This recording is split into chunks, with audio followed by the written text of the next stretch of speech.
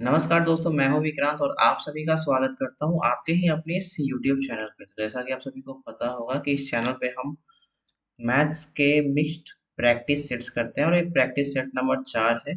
8 जनवरी है आज। तो इसमें जो सारे का सारे सवाल जो मैं आप सभी के लिए लेके आता हूँ वो सारे के सारे एसएससी एग्जाम्स के लिए एप्लीकेबल है। ठीक है, आपको मैं मैक्सिमम प्रीवियस ईयर क्वेश्चन लेकर के आता हूँ। और एक चीज याद रखिएगा कि आप जितने भी ज्यादा आप प्रीवियस ईयर क्वेश्चंस करेंगे ना, उतना ज़्यादा ही आपको बेनिफिट होने वाली है। क्योंकि एसएससी में मैक्सिमम जो क्वेश्चन जो आती है 90% क्वेश्चन आपकी रिपीटेड होती है। एक दो कुछ सवाल जो है नए नए आते हैं। ठीक है, और हार्ड लेवल के सवाल तो अगर हो तो वो अलग बात है। कैलकुलेशन देकर के हार्ड जरूर बनाते हैं। ठीक है, तो मेरे बारे में बस इतना है कि मेरा नाम विक्रांत गौरव है। मैं जीएसटी इंस्पेक्टर सीजन 20 बैच से हूँ और पोस्टल असिस्टेंट रह चुका हूँ 2.5 साल के करीब में सीएचएसएल 17 बैच से। ठीक है, तो चलिए इस वीडियो को स्टार्ट करते हैं। पहला सवाल आप सभी के सामने ये रहा। मैंने आपको पहले ही बता रखा है कि मैं एक काम करूंगा कि सारे के सारे सवाल ही करके आपको दिखा दूंगा। एंड जो भी आपका आंसर होगा स्क्रीन पे रहेगा, आप एक एक करके शुरू में देख लीजिए। अगर आपको बन रहा है तो वीडियो देखने का कोई बेनिफिट कुछ है नहीं, आप शांति से वीडियो बंद कीजिए और अपने पढ़ाई कीजिए। दूसरा सवाल आपका कुछ इस तरीके से रहा। ठीक है, आप देख सकते हो ये सवाल थोड़ा हार्ड है, सीजीएल में आया हुआ सवाल है। ठीक है, ये रहा ये भी सवाल। बस एक छोटी सी कॉन्सेप्ट एक इसमें होती है कि इन सेंटर जब दिया हुआ जब है तो आपका चीजें कैसे निकालते हैं, ये इस सवाल में हम देखने वाले हैं। एक छोटे से एक फॉर्मूला बस है, उसे आपको याद बस सिर्फ करना है। ये सवाल हर समय पहले एसएससी में आता था। ठीक है, बाकी ये सवाल इजी ही है, आप सभी आसानी से कर लेंगे। फोर्थ सवाल ये थोड़ा सा मतलब कर सकते हो आप कि थोड़ा सा मतलब मॉडरेट साइड में है, बाकी कुछ ज्यादा भी हार्ड आपको नहीं लगेगा। आप इसे कर, अगर हो पा रहा है तो ठीक है, वरना सॉल्यूशन आप इसका देख लीजिएगा। ये सब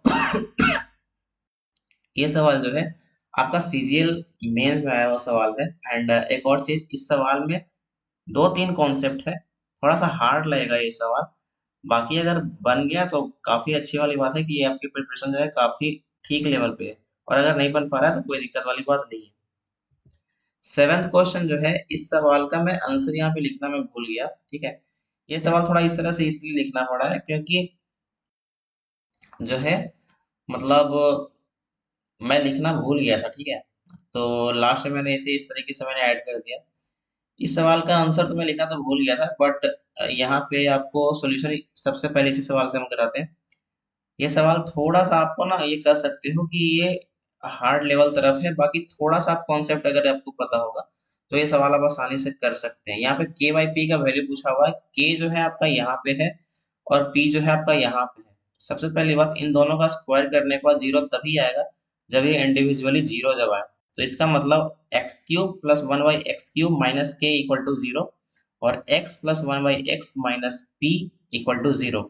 तो लिख क्या सकते हो आप कि K equal to X cube plus one by X cube. ठीक है, एंड आप दूसरे तरफ क्या लिख सकते हैं, p equal to X plus one by X. ठीक है, के बाई पी आपको निकालना है। बट निकालने के पहले एक चीज मैं आपको याद दिलाना चाहता हूँ। x, या आप कह लो a प्लस बी का होल क्यूब कितना होता है, A cube plus B cube plus three A B into A plus B. कोई दिक्कत नहीं।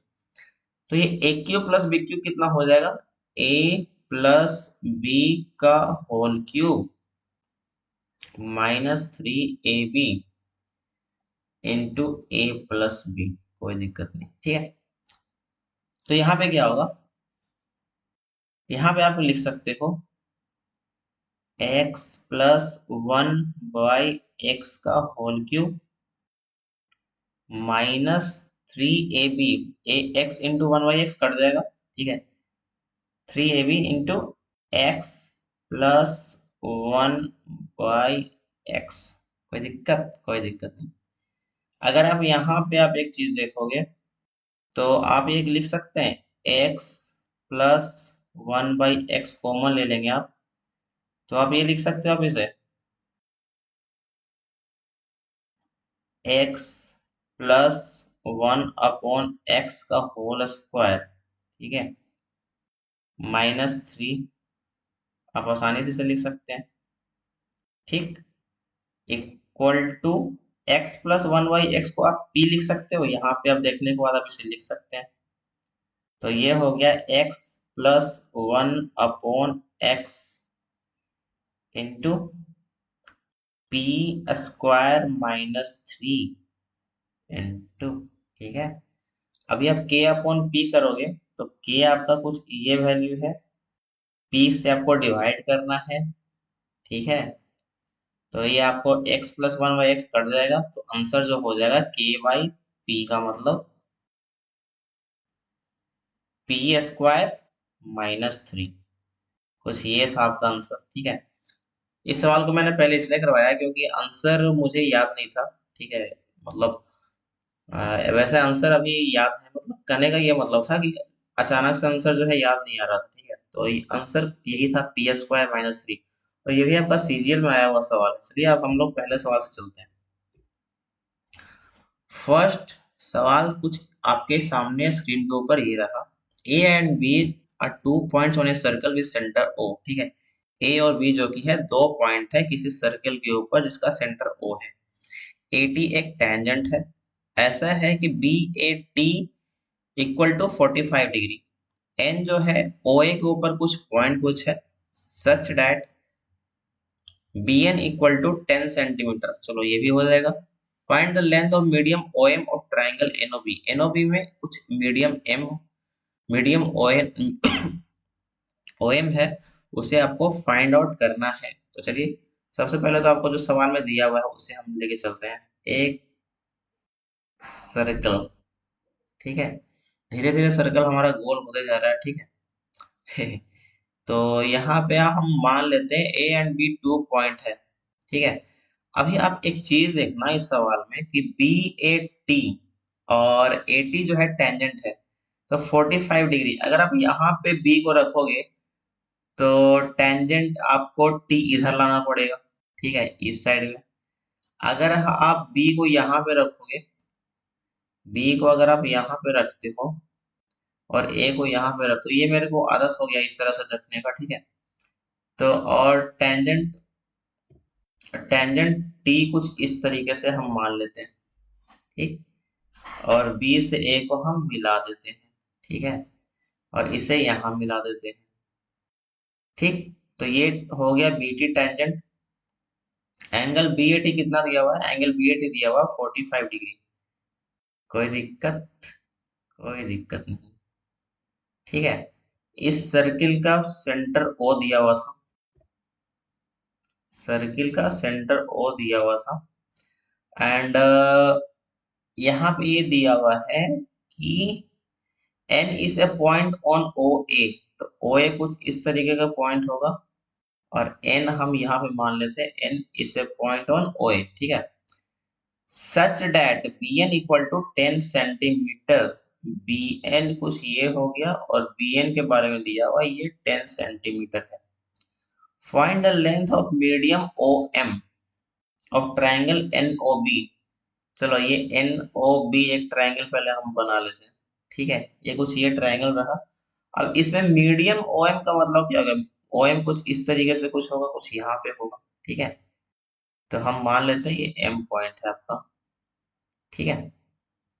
अब आप देखो इस पूरे ट्रायंगल में आपको ये दिख रहा है सर, सेंटर से टेंजेंट के ऊपर जाने वाली लाइन 90 डिग्री होती है, तो ये आपको ऑटोमेटिक हो जाएगा 45 डिग्री, ठीक, ये हो गया आपका 45 डिग्री। एक और चीज देखना आप, O A equal to O B radius है, तो ये भी आपका हो जाएगा 45 डिग्री, ठीक है, 45 डिग्री। अब आप यहाँ पे ये देख सकते हो, अगर ये भी 45 है O A B and O B A equal to 45, तो ये ऑटोमेटिक यहाँ पे ये 90 डिग्री हो गया, ये राइट एंगल ट्रायंगल हो गई। जैसे ये राइट एंगल ट्रायंगल अगर होता है तो आप ओ एन बी ट्रायंगल में पॉइंट ओ पे 90 डिग्री है, तो आपका जो है मीडियन क्या होगा, आप इस ट्रायंगल में देखोगे मीडियन जो भी पॉइंट ओ से जो जाएगी वो बीएन के हाफ होनी चाहिए। इस सवाल में कुछ था? कुछ नहीं था। 10/2 इक्वल टू 5 सेंटीमीटर। ठीक है, तो ये इस सवाल का आंसर रहा। इस सवाल में ज्यादा कुछ आपको लिखना विखने की जरूरत नहीं था, थोड़ी सी बस कॉन्सेप्ट लगानी थी। पहले कॉन्सेप्ट यहाँ पे ये चीज थी कि सेंटर से जो भी पॉइंट टेंजेंट को सर्किल पे जहां टच करती है वहां पे वो 90 डिग्री होता है, पहला। दूसरा, किसी भी राइट एंगल ट्रायंगल के अंदर अगर आपको किसी मीडियन को निकालना है जो 90 डिग्री एंगल से जाती हो, उसका वैल्यू होता है हाइपोटेनस के आधा। ठीक है, और एक और चीज, और ये भी जो है, ये तीनों आपस में इक्वल होते हैं। बस ये चीज आपको जानना था। 5 सेंटीमीटर आपका आंसर आ गया है। चलिए अगले सवाल की तरफ बढ़ते हैं। ये सवाल जो कि है, side BC of A right triangle. सवाल में पढ़ते समय एक चीज का ध्यान रखिएगा कि सर्कल ट्रायंगल क्या दिया हुआ है। ठीक है, सबसे पहली बात तो ये ट्रायंगल है, right angle triangle. ABC is divided into 4 parts and equal parts. फिर सिर्फ 4 पार्ट्स नहीं, 4 equal parts at P Q R respectively. अगर A P square plus A Q square plus A R square equal to 3b² plus 17na², find the value of n। जब भी ऐसा सवाल हो, एक चीज दिमाग में याद रखना आप कि मैंने पिछली वीडियो मैंने बताया था, अगर इक्विलेटरल ट्रायंगल हो तो अगर कोई ट्रायंगल बस मानने को दिया हुआ है, वो और कुछ लिखा नहीं है, तो इक्विलेटरल मांगे। और अगर राइट एंगल ट्रायंगल दिया हुआ है तो साइड 3, 4, 5 में से मानना। क्योंकि ये 4 इक्वल पार्ट्स में डिवाइड किया हुआ, तो कोशिश करना ये 4 वाली जो पार्ट जो है उसे आप डिवाइड करने की कोशिश करो। सबसे पहले कुछ इस तरीके से हम फिगर बना लेते हैं। और डिवाइड कौन सी साइड हो रही है? बीसी। ठीक है, बीसी जो है आप सभी का डिवाइड हो रहा है, बी सी। और ये ए जो है पॉइंट रहा। कुछ यहां से इस तरीके से आप ये कर लो।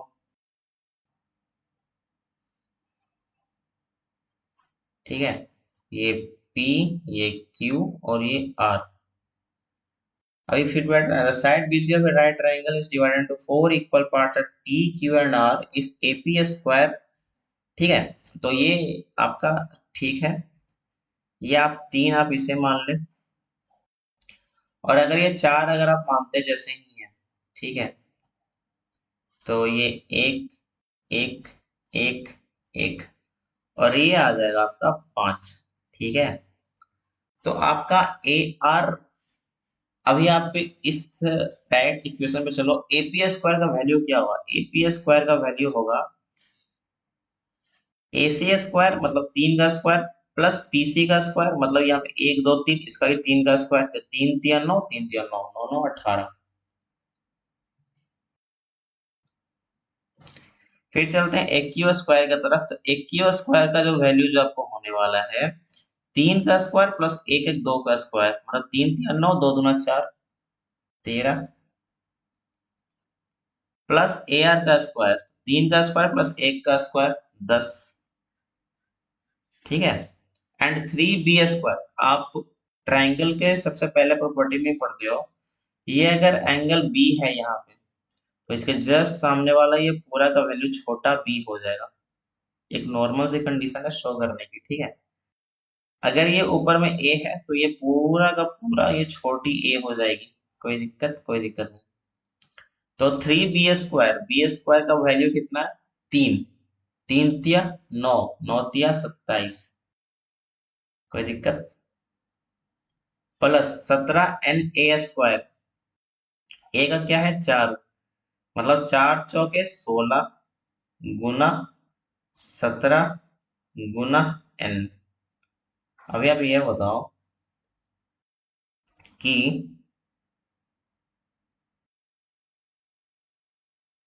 आपका 16 गुना 17 कितना होगा? 17 छका 102, तो 2, 17 10 27, 272 n। ठीक है, कुछ इस तरीके से आपका होगा। 8 3 11, एक एक एक 2 1 3 1 4।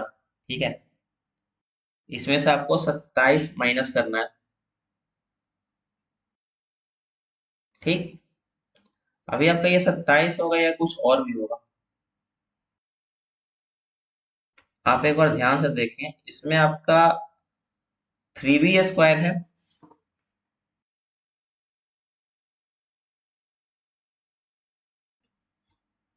ठीक है, 3b² है आपका। एंड तो यहाँ पे क्या आने वाला है?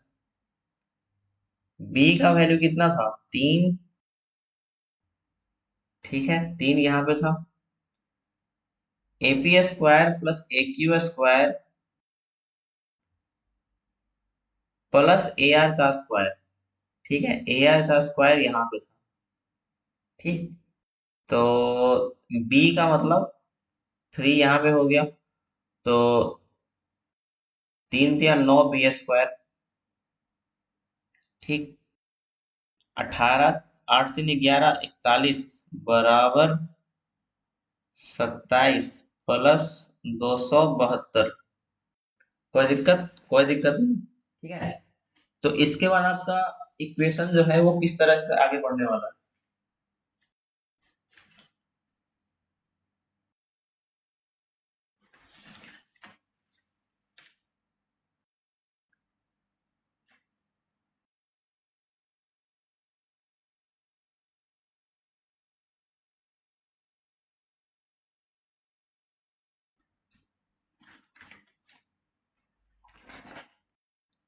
कि कहीं पे तो हमने मिस्टेक किया हुआ है। The side BC of A right angle triangle ABC divided into 4 parts at PQR respectively if AP² plus AQ² plus AR² is equal to 3B²। तो ये B पूरा यहाँ पे हो गया। ठीक है, 3B² प्लस 17NA²।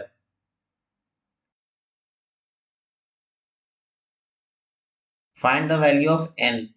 एक मिस्टेक हमने कहाँ पे किया हुआ है कि चूंकि इस ट्राइंगल में ये नहीं बताया गया था कि पॉइंट C पे जो है आपका राइट एंगल बनता है। ठीक है।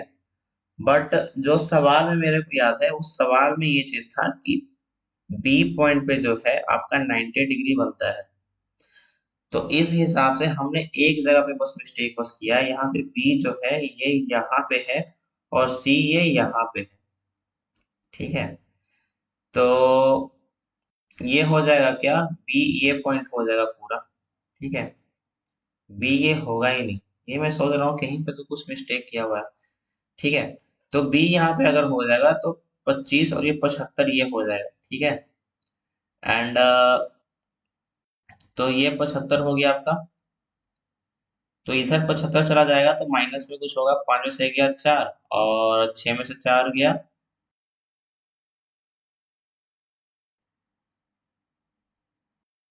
3। ठीक है, -34 इक्वल टू 272n। अब ये 272 इधर चला जाएगा, इक्वल टू n यहाँ पे हो जाएगा। तो कुछ 8 से कट चला जाएगा तो n इक्वल टू -1/n। ठीक है। थर्ड सवाल पे आप ध्यान दीजिए एक बार। थर्ड सवाल को कैसे बनाना है एक बार आप खुद से भी सोचिए। बिना खुद से सोचे हुए सवाल में इसे आगे मत पढ़िएगा खुद से तो। ठीक है, क्योंकि ये सवाल काफी मतलब ऐसा है कि आपसे गलत भी हो सकता है। एंड कुछ कॉन्सेप्ट भी है इसमें, इसलिए मैं बोल रहा हूँ कि डायरेक्ट सॉल्यूशन में मत जाइएगा, थोड़ा सा इसे समय दीजिए। ओके। तो चलिए, वीडियो पॉज करके अगर आप लोगों ने देख लिया तो ठीक है। पहले दिया हुआ तो perimeter of triangle ABC is 24 centimetre. एक ट्राइंगल जो है एबीसी उसका पेरीमीटर है 24 सेंटीमीटर। ठीक है, ट्राइंगल पहले हम यहाँ पे बना लेते हैं। अभी डिसाइड करते हैं कौन सा कहाँ पे क्या रखें। BC इक्वल टू 9 दिया हुआ है। AD जो है बाई सेक्टर है एंगल BAC का। तो ये ठीक है, AD। ठीक है, तो D कुछ यहाँ पे कुछ होगा। तो ये B और ये C। ठीक है, क्योंकि AD का दिया हुआ था बाई सेक्टर तो हम कोशिश करेंगे कि ऊपर में ही डायरेक्ट माने। ठीक है, ताकि आपको ड्रॉ करने में ना चीजें इजी हो। तो BC यहाँ पे हो गया, तो ये 9। ठीक है, AD जो है आपका बाई सेक्टर है, I इन सेंटर है, चूंकि ये जब बाई सेक्टर जब है तो I इसी लाइन पे होगा, तो हम ये मान लेते हैं। AI इज टू ID निकालने को बोला गया आपको। इसका एक सिंपल सा एक फॉर्मूला एक होता है, AI upon ID equal to AB plus AC divided by BC। ठीक है, इक्वल टू, अभी चूंकि पेरीमीटर दिया हुआ है 24, तो 24 में से 9 अगर माइनस करोगे आप, तो 14 में से 9 गया 5, 15, ये दोनों साइड का सम जो है 15 होगा। ठीक है, 15/9, 3×5 = 15, 3×3 = 9। ठीक है, कुछ ये रहा आपका। तो क्वेश्चन नंबर थर्ड के बाद हम फोर्थ की तरफ चलते हैं। ये सवाल जो है आपका पहले सीजीएल में आता था, अभी काफी दिनों से ये सवाल जो कि सीजीएल में आना बंद हो चुका है, ये सीएचएसएल वगैरह सब में आप ना देख सकते हैं। ठीक, या भी वहां पे भर भर के पूछे जाते हैं सीएचएसएल वगैरह में। तो ये दिया गया है कि आर जो है एक रिमाइंडर एक है, जो कि हर किसी नंबर को अगर वो डिवाइड करता है तो उसका एक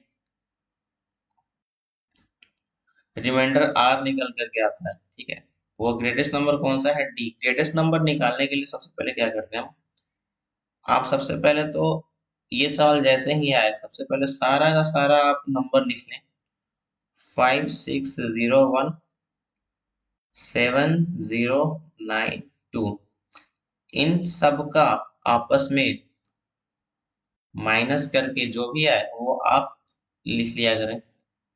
इसका इसके साथ माइनस होगा तो क्या होगा? ठीक है, यहाँ पे तो 4749 को अगर 5601 से अगर आप सब्सट्रैक्ट करेंगे तो आगे 11 में से 9 जाएगा तो 2, 9 में से 4 जाएगा तो 5, फिर 5 से 15 से 7 जाएगा 8। ठीक है, ये इस तरीके से कुछ होगा। फिर यहाँ पे अगर आप जाओगे 2 में से 1 तो 1, 9 में से 0 तो 9, फिर आपका 10 से 6 तो 4, एंड 6 में से 5 जाएगा तो 1। ठीक है, 1 1 2 9, ठीक है, 6 4 10, 0 5 1 6 1 7, 1491। एंड यहाँ पे क्या आने वाला है,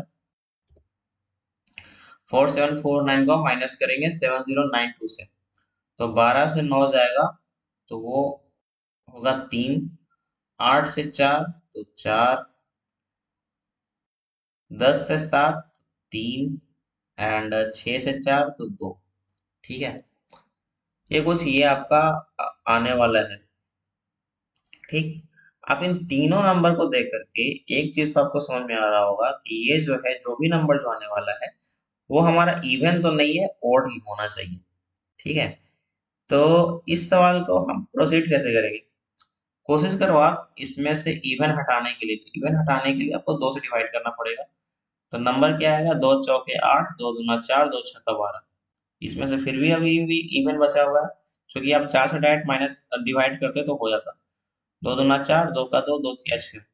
अभी आप देखें यहाँ पे रुक करके, ठीक है, कि ये जो है आपका एक तो 70 अप टू 13 देखेंगे तो 71 भी दिमाग में आपका आना चाहिए। प्रैक्टिस करते करते ना वो चीजें हो जाएगी। तो 213 से डिवाइड सारा का सारा हो रहा है कि नहीं? आप 213 में, ठीक है, 7 से मल्टीप्लाई करेंगे तो 7 या 21, 1 7 का 7, 7 2 9, 7 2 14, तो ये नंबर आ जाएगा। ठीक है, और अगर इससे आप डायरेक्ट इसको डिवाइड करोगे तो 213, ठीक है, 213 डिवाइडेड बाई 2343, तो 213 चार तीन गया एक, मेरे से एक गया दो, मतलब 213 यहाँ पे भी आ रहा है। तो ठीक है, तो ये 213 से भी डिवाइड आपका हो जाएगा। तो ग्रेटेस्ट नंबर मतलब एचसीएफ जो है आपका तो निकल गया 213। ठीक है, अभी आपको निकालना है रिमाइंडर, क्योंकि रिमाइंडर सारा का सारा केस में सेम आएगा। तो आप एक काम कर सकते हैं, 213 से आप किसी भी स्मॉलेस्ट नंबर को आप डिवाइड कर लें, या जो आपको सहूलियत बुझाए। 4749 को हम डिवाइड करते हैं, 2 टाइम्स आएगा, 2 तिया 6, 2 का 2, 2 दूना 4। ठीक है, 14 में से 6 गया 8, 6 में से 2 गया 4, 489, 3 2 टाइम्स आपको कर सकते हो। 13 दूना 26, 2 दूना 4, ठीक है। 9 में से 6 गया 3, 8 में से 2 गया 6, तो ये रिमाइंडर जो है 63 आएगा। तो आप 213 प्लस 63 को अगर आप ऐड करेंगे तो कुछ ये नंबर आपके सामने निकल के आने वाली है, ठीक है। तो ये रहा फोर्थ सवाल भी आपका हो गया। अब 5वें सवाल के ऊपर चलते हैं। Two circles of radius 5 and 3 centimetre intersect each other at A, ठीक है। कहाँ पे इंटरसेक्ट कर रहा है? ए एंड बी पॉइंट के ऊपर, और डिस्टेंस बिटवीन सेंटर्स जो उनका दिया हुआ है वो 6 सेंटीमीटर। कुछ इस तरीके का सवाल है कि ये एक दो सर्किल है, ये ए और बी पॉइंट पे ये दोनों इंटरसेक्ट करते हैं। दोनों का सर्कल से आप सभी का सेंटर से आपका दिया हुआ है रेडियस कितना है, जो 5 और 3 है, ठीक है। रेडियस आपका दिया हुआ है और दोनों सेंटर के बीच का दूरी भी आप सभी के सामने दिया हुआ है 6 सेंटीमीटर, ठीक है। यहाँ पे जो भी कोण होगा वो परपेंडिकुलर होगा। तो अगर आप एक साइड परपेंडिकुलर का अगर वैल्यू निकाल लेंगे तो आपको उसमें मल्टीप्लाई 2 करने से वो पूरा का पूरा ए बी का वैल्यू जो कि है निकल के आ जाएगा यहाँ पे, ठीक है। तो ये तो 6 दिया हुआ है, ठीक। तो अगर इस ट्रायंगल का अगर हम नाम रखें ओ एंड ओ डैश, तो ए ओ ओ डैश का ट्रायंगल का एरिया कितना है? तो अगर आपको अगर ये ध्यान हो तो यहाँ पे पाइथागोरस लगाना मुश्किल है, ठीक है। तो आपको जो आप याद होगा अभी इसे क्या बोलते हैं आप ये एक बार बताना, ठीक है। S S minus A S minus B into S minus C, ठीक है। इसे क्या बोलते हैं आप एक बार कमेंट सेक्शन जरूर कीजिएगा, क्योंकि हम लोग ना फॉर्मूला याद रखते हैं लेकिन किसका है वो याद ही नहीं रखते, किन्होंने दिया था वो, ये सब चीज ना हम लोग भूल जाते हैं। तो वैसे जरूरत नहीं होती है बट अगर आप बता सको तो ठीक है। एंड यहाँ पे अगर चलते हैं तो ये दोनों साथ साथ में लेके चलेंगे। एक तो आपका नॉर्मल सा ट्रायंगल का जो होता है हाफ इंटू बेस मतलब 6 इंटू हाइट, मतलब यहाँ पे आप एम पॉइंट नाम दे दो इंटू एम, और एक दूसरे तरफ से जो इस तरीके से जो निकलती है आपकी एरिया, तो उसमें सेमी पेरीमीटर क्या होता है? 6 प्लस 5 11 प्लस 3 14, तो इसका आधा कीजिए 7 गुना 7 में से 5 गया 2, 7 में से 3 गया 4, 7 में से 6 गया 1, ये हो जाएगा आपका अंडर रूट, ठीक है। फिर 2 से चला जाएगा 3 टाइम्स, तो एम इक्वल टू हो जाएगा 2 अंडर रूट 14/3। तो चूंकि आपको कोड निकालना था ए बी का वैल्यू हो जाएगा 2 टाइम्स कर दोगे तो इंटू 2, तो 4√14/3 सेंटीमीटर, कुछ ये रहा आपका, ठीक है। फिफ्थ सवाल भी आपका हो गया। अब छठे सवाल के ऊपर चलते हैं। छठा सवाल ये रहा आपका, और ये सवाल काफी अच्छा सवाल है, और मैं यही बात बोलूंगा अगर आपने स्टार्टिंग में इसे नहीं बनाया था तो एक बार फिर से ट्राई जरूर आप करें, क्योंकि इस सवाल में काफी कुछ सीखने को आपको मिल सकता है। पहले दिया हुआ है कि एक ट्राइंगल है एबीसी, इसमें एंगल सी जो है 90 डिग्री के बराबर में है। एम एंड एन जो है mid point of side A B and A C. चलो, ए बी एंड ए सी मतलब ए को हम ऊपर रखेंगे, क्यों? मैंने आपको पहले ही बोला था जो आपको आसान लगे आप वो चीज कीजिए, ठीक है। ए को हम ऊपर रखेंगे, अभी देखना सी कहाँ रखना था, सी तो 90 डिग्री है, ये सी कुछ इस तरीके से हो गया। बी पॉइंट आपका ये रहा, ठीक है। M and N, A B, M and N, ठीक है। एम एंड एन ये पॉइंट हो गया आपका, एंड इसे आप मिला लो, इसे जरूरत नहीं है लेकिन आप फिर भी मिला सकते हैं, ठीक है। C M and B N, C M ये कुछ इस तरीके से हो गया, बी एन ये इस तरीके से हो गया, ठीक है। Intersect each other at D, यहाँ पे ये इंटरसेक्ट करते हैं and angle BDC equals to 90 degree. BDC मैंने यहाँ पे लगा दिया 90 degree. BC equal to 8 centimetre. BC जो है आपका दिया हुआ है 8 सेंटीमीटर है। तो ये अपने आप कितना हो जाएगा, एम एन 4 सेंटीमीटर। कोई दिक्कत? कोई दिक्कत नहीं। अभी आप एक बात बताओ, किसी ट्रायंगल में अगर आपका दो साइड जो है मिड पॉइंट है, तो अपने आप वो दोनों साइड भी जो है मतलब एम एन और बीसी पैरेलल भी होंगे और साथ ही साथ उसका आधा भी होगा, मतलब एम एन जो है बीसी का डायरेक्ट आधा होगा। अब आप इसके बाद डायरेक्ट आप triangle M and D and B D C में चलोगे, ठीक है? तो ये दोनों के दोनों ट्रायंगल जो है अपने आप में क्या होंगे, कॉन्ग्रेंट या सिमिलर? ये बताओ आप, कॉन्ग्रेंट होंगे या सिमिलर होंगे? तो ये दोनों ट्रायंगल जो है अपने आप में सिमिलर होंगे। तो सिमिलर होने पे क्या होगा, आप ये दोनों ट्रायंगल को, चूंकि बेसिक तो आपका कंप्लीट होना चाहिए, ठीक है? अगर बेसिक कंप्लीट है तो जैसे जैसे मैं फिगर में बताते चलूं उसे आप रिलेट करते चलेंगे ना, तो आपको कुछ एग्जाम टाइम पे कुछ चीजें जो आप समय जो बचा सकते हो, इन्हीं सभी चीजों में बचा सकते हैं आप, ठीक है? तो थोड़ा सा इस चीज का केयर कीजिएगा। ऐसा नहीं है कि मैं शॉर्ट में मार के निकलने की कोशिश करता हूँ, नहीं।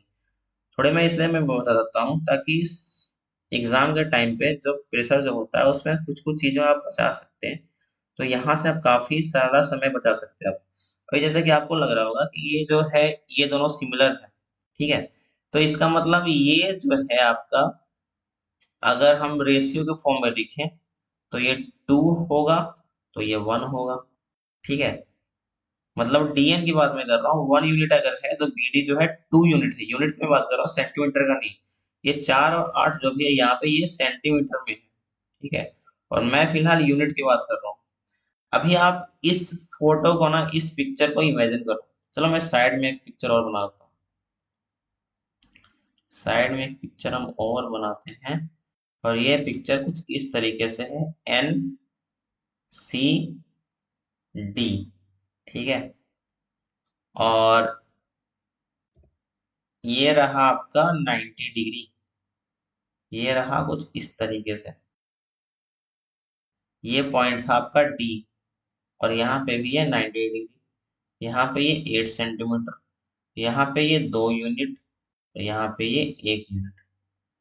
अभी राइट एंगल ट्राइंगल में अगर हम इस पिक्चर पे चलें तो एक फॉर्मूला आपको याद होना चाहिए, C D square is equal to, ये बी है, ठीक है? ये बी है, तो C B square is equal to B D into B N, और C N square is equal to N D into B D. अगर ये सवाल अगर आपको याद नहीं आ रहा हो तो भाई बेसिक काफी ज्यादा आपका भूल चुके हो आप, ठीक है? तो थोड़ा सा इन सभी चीजों पे आप एक बार जा करके ना देख लीजिए, ठीक है? तो सी बी स्क्वायर मतलब 8 8 64 बराबर 2x इंटू 3x। कोई दिक्कत? कोई दिक्कत नहीं, ठीक है? तो x स्क्वायर इक्वल टू 64/6। कोई दिक्कत नहीं, 64/6। x equal to 8/√6। कोई दिक्कत नहीं। अभी आपको निकालना क्या है, बी ए निकालना है आपको। तो 2 unit plus 1 unit is equal to 3 unit, मतलब 3x का वैल्यू आपको निकालना है। 8 × 3/√6। अब आपको यहाँ पे दिख रहा होगा 4√6 आपका आंसर, ठीक है? अगर आप रेशनलाइज करने की कोशिश करेंगे तो 8, आप डायरेक्ट काट भी सकते हो इसे, 4√6 ही आएगा।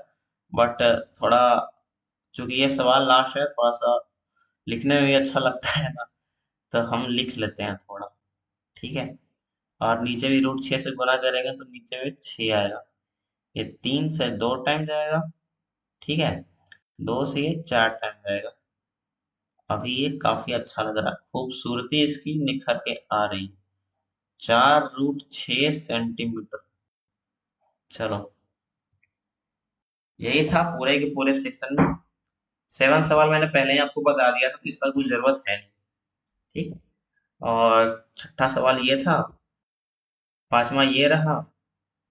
इसमें थोड़े बहुत आपको जो समझने लायक चीज है वो यही है कि बेसिक क्लियर होना चाहिए। एंड ये सवाल आप रट लीजिए हो सके तो। अगर नहीं, अगर ये कर पा रहे हैं, ठीक है, ये क्यों यहाँ पे ऐसे क्यों आ रहा है, आप एक काम कीजिए, इतने बड़े बड़े नंबर को छोड़िए, छोटे छोटे नंबर उठाइए। ठीक है, और उस पे ये सवाल ऐसे करके देखिए। ठीक, तो आप इजिली रिलेट कर पाएंगे। ये सवाल में एक छोटी सी कॉन्सेप्ट बस आपको पता होनी चाहिए थी कि जो ये इन सेंटर जो होता है, जो आई पॉइंट जो है, ठीक है, ये फॉर्मूला बस, ये फॉर्मूला काफी ज्यादा आपको यूज आने वाला है आगे भी। ठीक है, तो इस फॉर्मूले को थोड़ा याद रखिएगा। और जब भी कोई ऐसा फॉर्मूला कुछ क्लासेस में डिस्कस हो या कहीं पे भी दिखे आपको, तो कोशिश कीजिए कि जब आपने ए आई इस टू आई डी निकालने की कोशिश किया है, तो ये मान लो आप यहाँ पे ई पॉइंट है, ठीक है, तो बी आई अपॉन आई भी निकालने की कोशिश कीजिए। फिर यहाँ पे कोई मान लो एफ पॉइंट है, तो सी आई अपॉन आई एफ ही निकालने की कोशिश कीजिए। रिलेट करेंगे आप तो आपको याद रहेगी चीजें। फिर आपका यहाँ पे ये सवाल था, इस सवाल में मैं लिखना ये भूल गया था कि कहाँ पे 90 डिग्री है। ठीक है, और नहीं लिखने पे ये चीजें काफी दिक्कतों का सामना करना पड़ता है। ठीक, तो ये एंगल बी के पास में था, ठीक है, 90 डिग्री। तो आपका ये भी हो गया। ठीक, तो अभी मुझे याद कहाँ से आया, मुझे याद आया यहाँ से कि ये माइनस का ये दिया हुआ था -1/8 आंसर। तो यहाँ से कुछ कुछ चीजें जो है मिली। अगर सवाल में यही एग्जाम में यही सवाल अगर आए, तो इस सवाल में चूंकि आपका दिया हुआ नहीं है या मैं लिखना मैं भूल गया, ठीक है, तो इस सवाल में रिप्रेजेंटेशन डालने से सभी लोगों को नंबर मिल जाएगी। और ऐसे ही सवालों में ना लोग फंसते भी हैं, क्योंकि एसएससी तो आपको ये मान के दे रहा होगा कि बी पॉइंट पे जो है 90 डिग्री है, आप बना रहे होगे सी पॉइंट को लेकर के। ठीक है, तो गलती होती है कहीं कहीं। तो एक दो बार अगर ना बने तो सवाल को छोड़ करके आगे बढ़ने की कोशिश करें। ये जो था बेसिक सा, बेसिक इसमें इतना था कि एक सेंटर से सर्किल के किसी पॉइंट पे अगर टेंजेंट से मिल लगा रहा हो तो वहां पे 90 डिग्री बनता है, पहला चीज। दूसरा चीज कि आप जब अंदर में जब फिगर को देखो, थोड़ा सा इमेजिन करना सीखिए, ताकि चीजें वहां पे भी आसान हो। ठीक है, तो इसी के साथ हमारा ये क्लास एंड होता है। एंड एक और चीज आपको बोलनी थी कि क्लासेस अगर आपको पसंद आ रही है तो कृपया करके वीडियो को लाइक जरूर करें। एंड अगर चैनल पर न्यू है आप तो सब्सक्राइब करें। चलता हूँ मैं, थैंक यू।